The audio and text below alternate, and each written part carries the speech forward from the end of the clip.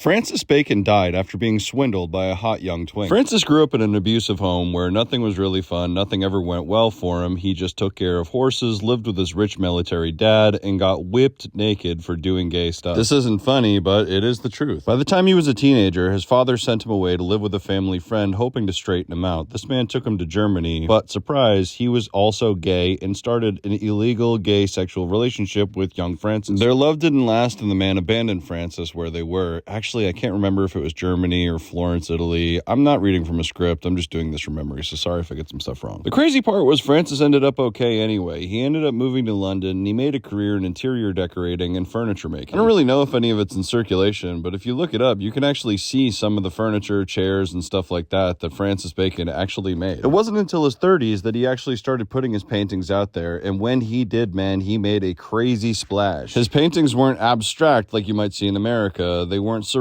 like you would see from Salvador Dali. They were just these meat-like, strange, kind of fleshy, bloody, scary, horrible creature paintings. They were macabre and they unsettled people, but you know what? People liked it, and so he kept making it, and so he made money. In between cruising for gay, crazy guys to get beat up by, clubbing in Soho, and just having the time of his life, he would also host poker games in his house that were often furnished and hosted by his childhood nanny, a woman that worked for his parents on their wealthy estate, who he then hired once he became an adult because he didn't want to be alone in his big, giant, rich house. It's honestly understandable because he probably had a lot of love for this woman. She was a family member. She lived with them. She was the help, essentially, in their big, early 20th century place. So it kind of is sweet that he lived with this woman and brought her on. And I don't know, it's probably like, hey, it was probably kind of like having an aunt live with you. Despite a number of tragic moments and awkward, kind of scandalous situations in Francis's career, such as his boyfriend, George Dyer, dying in the hotel room during one of his biggest shows ever that took place in France, his career was largely really nice, and a lot of great things happened. He made a lot of money. He enjoyed a lot of prestige, attention, and recognition, and he partied hard, man. He drank, he gambled, and he clapped cheeks. My boy legit went to his grave chasing tail because he got a boyfriend that was probably like 55 years younger than him, gave him a bunch of money, gave him a bunch of paintings, and then this dude just